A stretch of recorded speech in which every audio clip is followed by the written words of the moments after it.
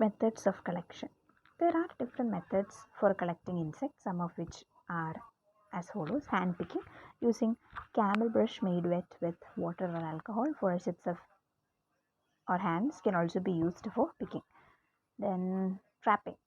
Some devices are used to attract insects in such a way that insects can get in but they can't get out. Light trap, for example, bulb.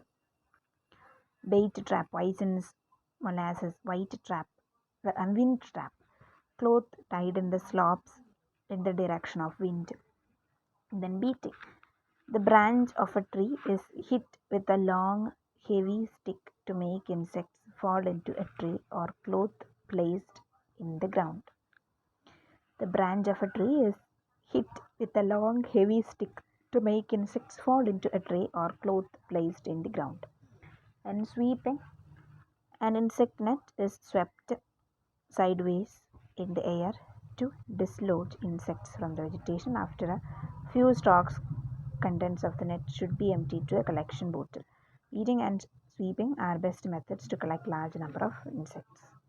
An insect net.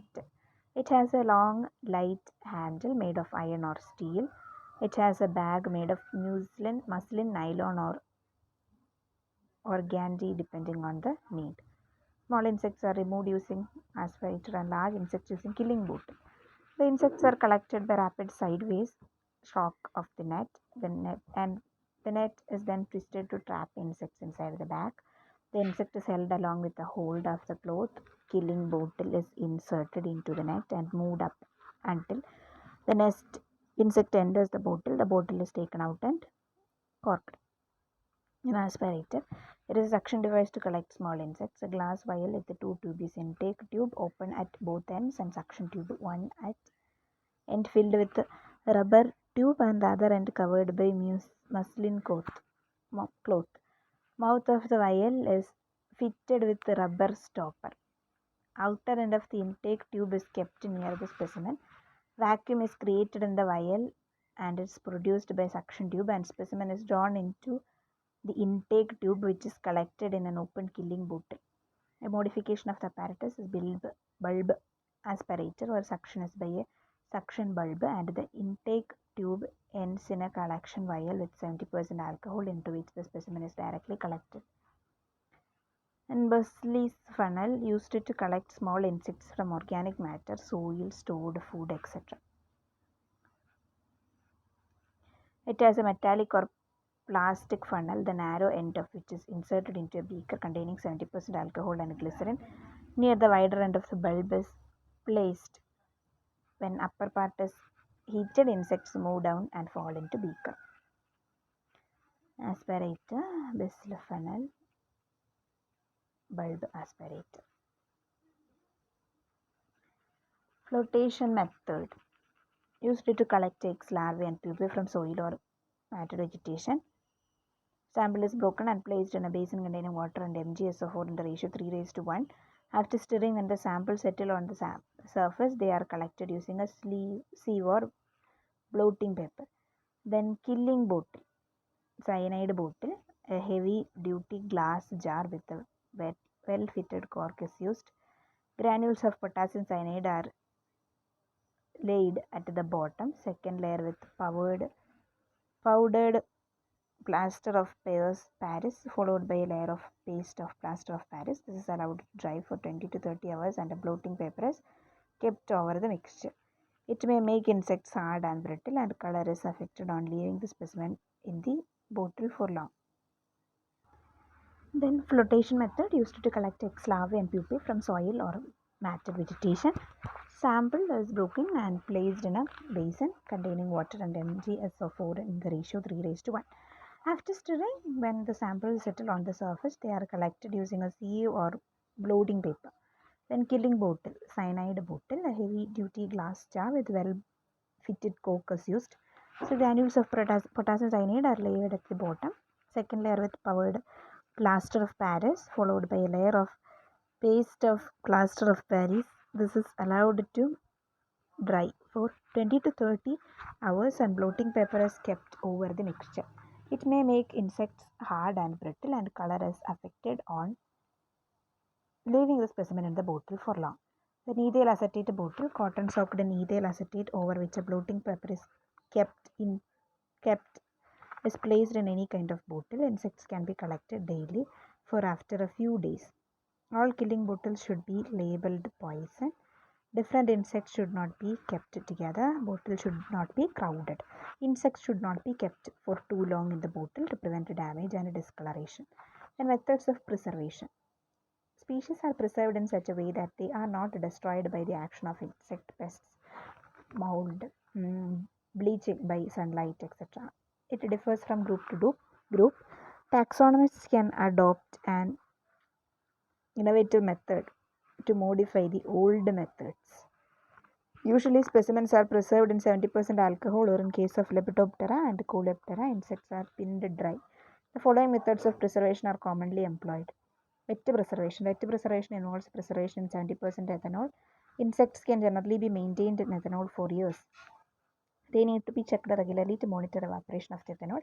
If kept in a dark place, they will only fade slightly. When removed from ethanol storage for pinning or mounting, they will be brittle. Specimen must be less brittle if passed through more dilute ethanol before drying and mounting. Small diptera and other soft-bodied insects may shrivel badly when removed from 100% ethanol for drying and mounting. This can be prevented by placing them directly in ethyl acetate for a few hours when drying back. Some hard-bodied insects can be stored in ethanol temporarily before drying and pinning, such as beetles, ants, and some hemipterans, and thus can be collected in the field as such. So, for long-term wet preservation, specimens should generally be placed in 100% ethanol, which is also required for DNA preservation. Eggs, larvae, nymphs, and pupae should all be stored in ethanol. Soft-bodied adults such as silverfish, stonefish, and flies should be preserved in ethanol as well. Ethanol is the most commonly used wet preservative, although some groups may benefit from or require a slightly different liquid preservative for better long-term storage.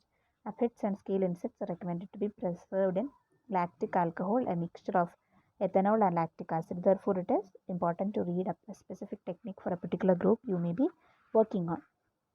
Then dry preservation. The longer material is kept dry in temporary storage, the more brittle or exposed to damage it becomes. So, pinning or mounting for long-term maintenance is best done as soon as possible. So, specimens kept in a freezer will remain relaxed for some time, as well as for being protected from pest attack and mold. Then, once thawed, these specimens will be soft and easy to pin without damage. Dry stored specimens in paper envelopes will become very brittle if stored for some time. These dry specimens will need to be relaxed before pinning or mounting and wing setting. The relaxed chamber is used for this purpose and can be made easily from any airtight container such as a wide-mouthed glass jar or any kind of plastic containers. The bottom of the relaxing chamber is filled with either water, wet sand, or wet paper towel.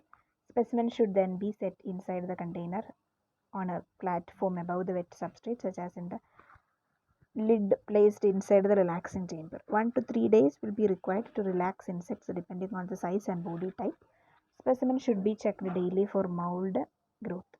Dettol with antifungal properties should be added to relaxing chamber. Robust insects like beetles and ants can be immersed in water to relax them rather than using a relaxing chamber. And mounting the insects. Relaxed insects are mounted using entomological pins made of steel and coated with enamel or Japan block to prevent rusting. Then, based on length and diameter, 3 types of pins are there. English pin, 18 to 30 mm long and stout, used for double mounting or staging. Continental pin, used for direct pinning. Then minute 10 pins, short and fine, used for double mounting. And mounting methods depend on size, structure, and group of insects. And direct pinning. Freshly killed insects are pinned. The pin inserted vertically or slightly sloped with the front part of the body slightly raised. And by fourth of the pin should remain above the specimen for lifting. And the label bearing data is kept below the specimen. So pinning blocks are used for proper mounting, generally made of wood with holes of desired length bore in it. Then exact pin positioning for different groups of insects is as follows. Bees, wasps, flies pin through the thorax between bases of forewings and slightly to right to midline.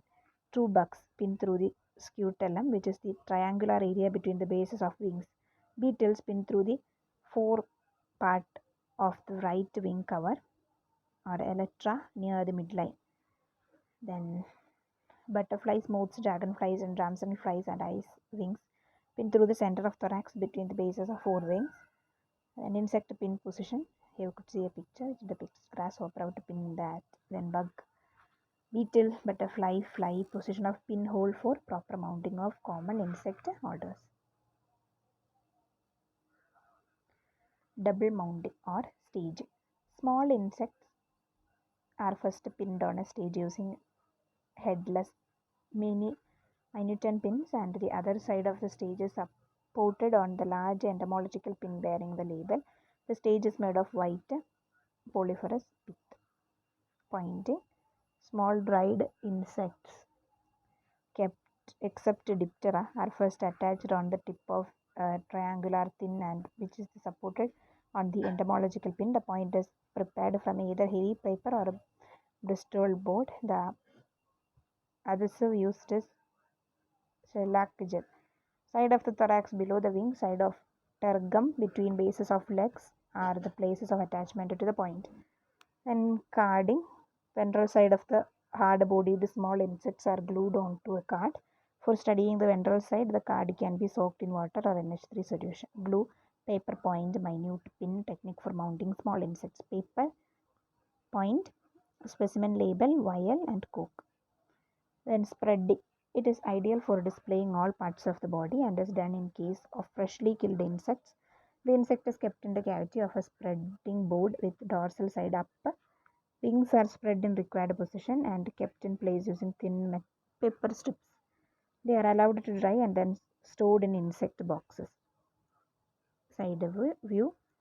Dorsal side on the top. Okay. Dorsal side up. So spreading board used to spread insect wings. The position for setting wings varies slightly for different orders as follows. Bees, wasps, Hymenoptera. Both pairs of wings set with front edges of hind wings at right angles to the body, and forewings then set just a little in front of the hind wings. Then flies or Diptera, one pair of wings set with the front edges around 60 degrees to body. Then butterflies or moths, Lepidoptera. Both pairs of wings set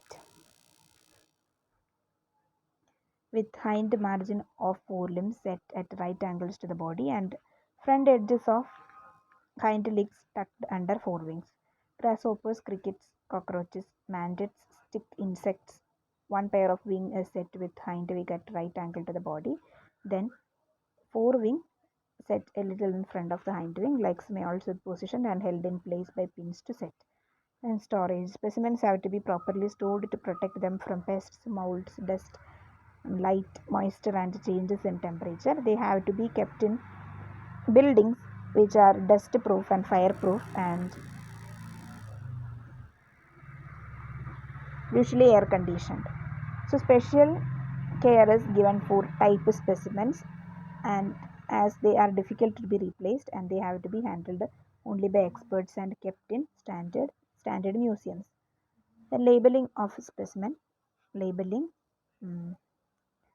All museum specimens must be properly labeled as to geographic locality, date of collection, collector's name, stratigraphic position of fossils, and altitude, terrestrial depth, aquatic, host, parasites, life stage, larva, pupa, male, female, etc. Specimen label include those of specimens stored dry on insect pins, those preserved in ethanol, and those preserved in microscopic slides.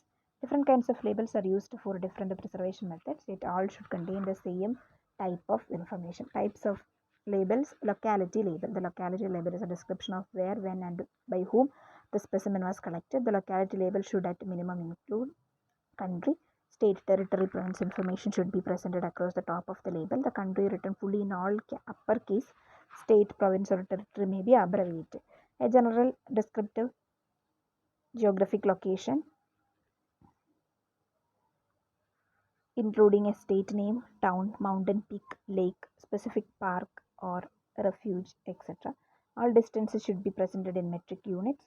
A specific geographic location within 1 kilometer if possible, including altitude, longitude, township, and section should be included. The specific location is very important so that precise localities may be revisited for researchers to sample more specimens. Then date of collection. The data should include year, month, and day. Various styles are used for date.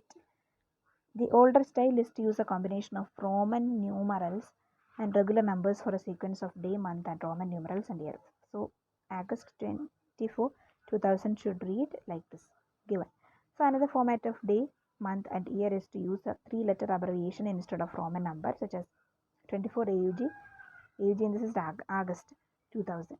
If specimens were taken from traps or other situations where actual capture was during some time period, the spitful traps open for 1 month and then use that time period as the date.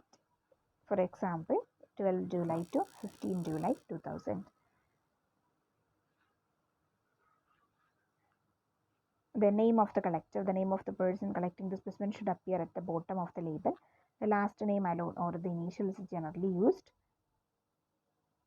The traditional format is to write collected by the name of the person, collected is abbreviated to collector, and the name is abbreviated by the last names only and the first initials and the last names.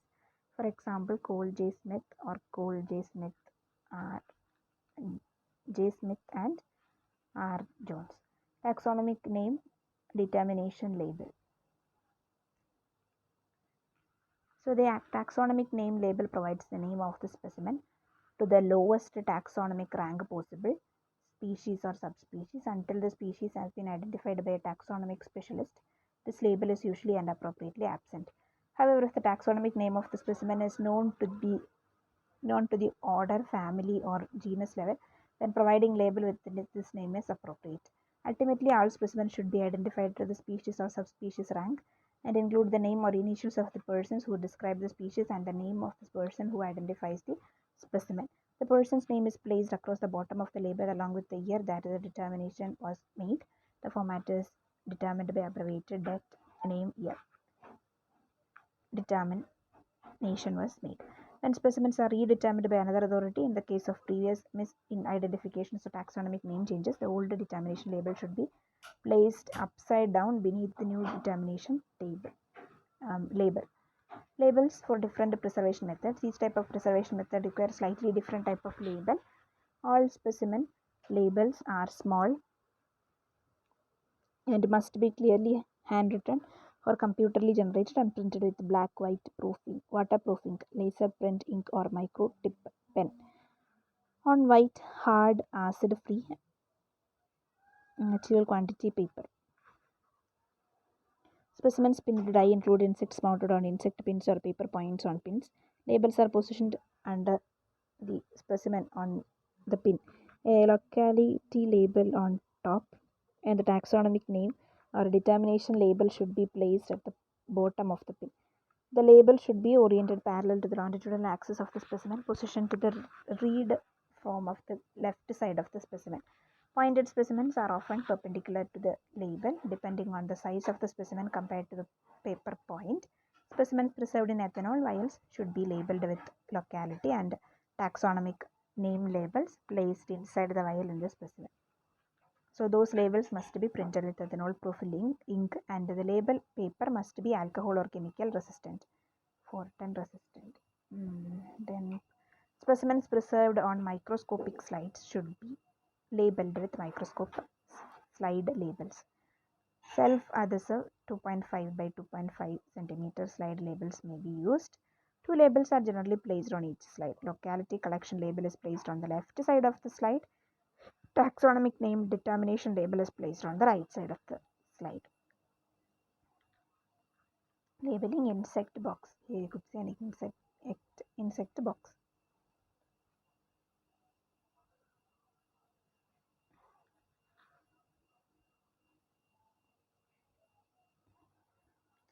Curating of collection. Every taxonomist has to take the responsibility of curating collections. This requires a great deal of expertise, knowledge, and clear understanding of the function of different collections. Preparation of material. There are certain materials which are ready for study as soon as collected from the field, bird and mammal skin. There are certain insects which should never be placed in alcohol or any other liquid preservative, where others are useless when dried. Certain invertebrates are to be preserved in alcohol or formalin before their study. Microscopic slide mounts are prepared for parts of organs and for the smaller forms. Most insects are pinned and the wings are spread if they are taxonomically important, as in butterflies, moths, and some grasshoppers. Their housing. Research collections should be housed in fireproof and dust-proof buildings. Most museums keep their collections in air-conditioned buildings. Rapid changes in temperature and humidity are harmful to museum cases and specimens. Storage cases should be built to be insect-proof. Photographs and films should be stored in air-conditioned rooms. Then cataloging. The method of cataloging depends on the group of animals. All the specimens including vertebrates collected at a given locality or a district or by an expedition are entered in the catalog together. This generally facilitates in knowing the distribution data and the preparation of phonetic analysis. Cataloging is usually done after the specimens have been identified, at least up to genus level. In groups where the collections consist of large number of specimens, it is customary to catalog the specimens by lots. Each lot consists of a set of specimens from a given locality or region. Then it is also important to note whether a lot was received as a gift or by purchase or exchange. The names of the collector and owner are always given, and museums and their collections for small curators had maintained card files which provide all sorts of information, such as collecting station, name of the collector, etc. A properly organized and well curated collection is a reference catalog that permits rapid information retrieval. Now, the card methods have been replaced by electronic data processing and computer cataloging. However, the preparation and maintenance of computer records should never be at the cost of work on systematic collections. An arrangement of collection. The collection should be arranged in the same sequence as some generally adopted classification. The sequence of orders and families is usually standardized in many classes of animals. The contents of trays and cases should be clearly indicated on the outside, which could serve as a checklist. Where specimens are of large and unequal size, they have to be stored separately. So improperly preserved or inadequately labeled specimens should be eliminated by the curator. The most efficient method for the elimination of useless material is to ask specialists to pull out such specimens while scrutinizing the material during revision. Then curating of types. The names of species are based on type specimen, so they have to be first special care must be taken. So many descriptions of classical authors are essentially applicable to several related species. Types are usually deposited in large collections in public or private institutions which have come to be recognized as standard repositories of types. Type specimens should not be handled often, they should be handled only by experts. Transportation should be avoided as far as possible. Then, while conducting an authoritative revision of a given genus, a specialist should be able to see all the existing types. If many of them are in a single institution, the specialist should travel here and obtain scattered types. Then, modern curators are quite liberal in lending type specimens to qualified specialists. It is recommended that the typist collection should be arranged alphabetically according to the given specific name. A type collection is a reference collection rather than a classification. Type specimens assume such as important role in the taxonomy of lesser known groups that many workers believe that no individual should retain a type in his private collection after the study has been completed. Then exchange of material. The selecting of material or exchanges and keeping its record is time consuming, so the exchanges are not as popular as used to be. Among private collectors, this practice is common. A specialist doing a monograph on a certain genus or family can always borrow material from other institutions and return it after completing his work. So exchanges are not desirable in groups where series of unlimited size can be obtained and there are concerned areas that are not easily accessible. Exchange is sometimes necessary to build up complete identification collections. Many specialists give away excess specimen as often exchanges, not expecting any return. Then loans. Modern curators are very generous in lending specimens to qualified experts. This is due to the fact that systematic collections are the general property of science and not the specific institution of or curator. Every loan, however, involves loss of time and effort, and the borrower should refund the lender for his efforts. Research grants now include an item so as to cover the costs of postage, selecting the specimens, recording the loan and getting the material packed for shipment. The modern curator, being essentially a research worker, must delegate this task to hired clerical help. A request for the loan of specimen should be in as specific as possible, including statement of the reason for the request and some indication of the length of time for which the material is needed. The beginner may be unable to borrow certain material except the loan for its or her institution or to be the beginner's major professor. If the borrower is unable to complete the studies in the distant term, the person of institution that made the loan should be informed. The lender should never be placed in an embarrassing position of having to write and ask about the status of the study.